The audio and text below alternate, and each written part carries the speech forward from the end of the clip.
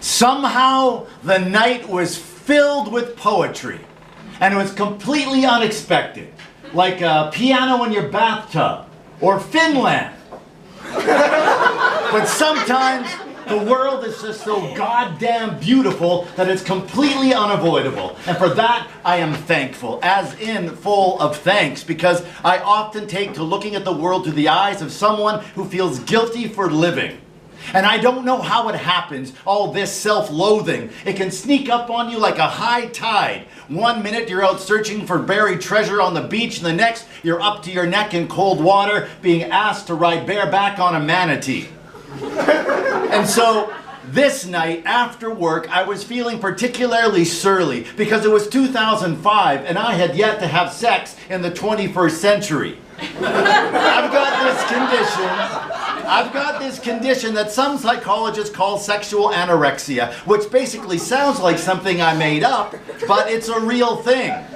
The dead star part of my brain is terrified of intimacy, mainly due to childhood trauma, and so I end up feeling like a dumpster with no one willing to dive in it. And I can't quite blame them. I mean, it's filled with rats and feces and US election results.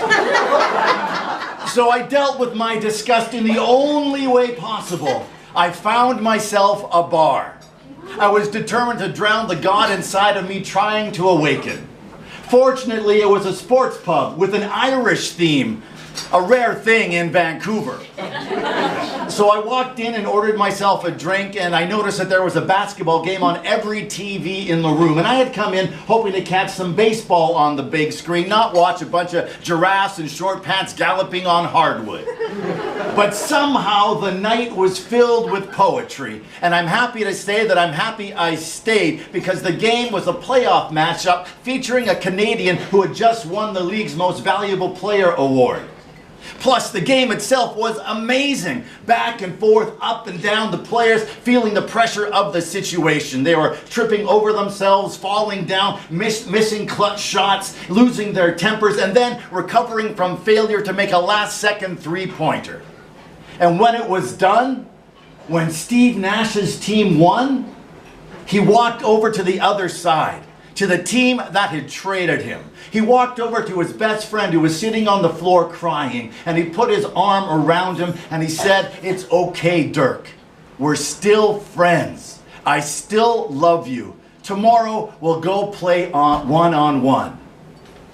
He's quite the guy, that Steve Nash, coming through in the clutch, moving like a hummingbird, dashing in between traffic.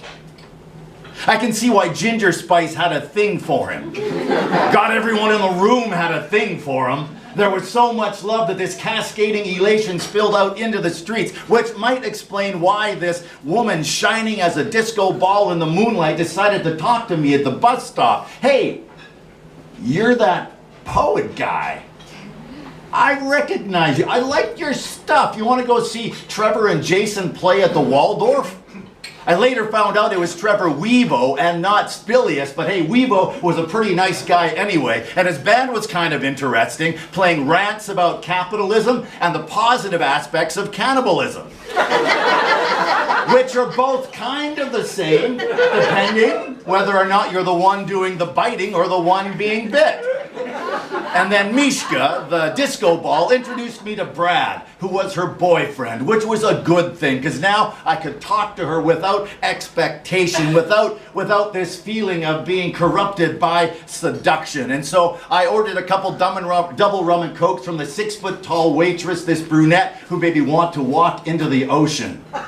And then Mr. Plow got up on stage, and he started to sing a song for the Waldorf servers who were being hit on by all the drunk patrons. It was called, "I Don't Want to Fuck You as Bad as You Want to Fuck Me."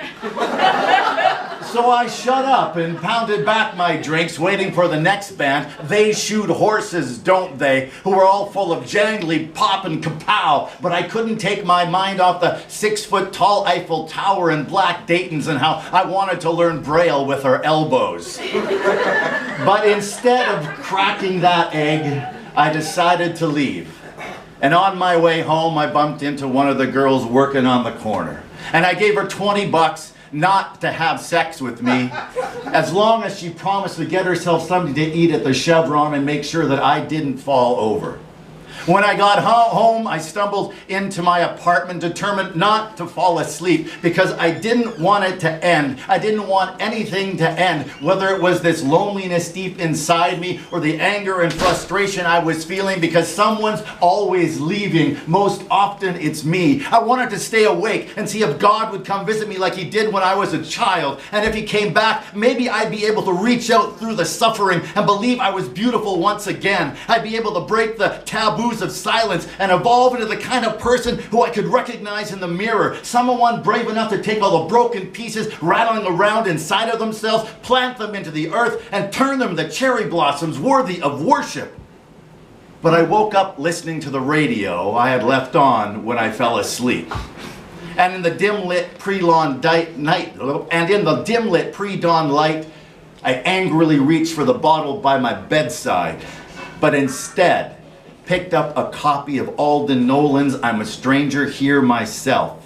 I turned on my light and started to read and felt my heart crack just a little. Every line was like a hammer pounding nails into the darkness, rending it open and allowing the love for being alive to bleed through. And as I lay there weeping, I wish that forever I would remember this moment. I wish I would remember that even in this well of ugliness I so often dwell, a little poem can find me. It can break me open and remind me the world is out to embrace me. It's full of love and it's burning, with the power to scorch the earth of my past and allow me to become the poem of my own making. Thank you.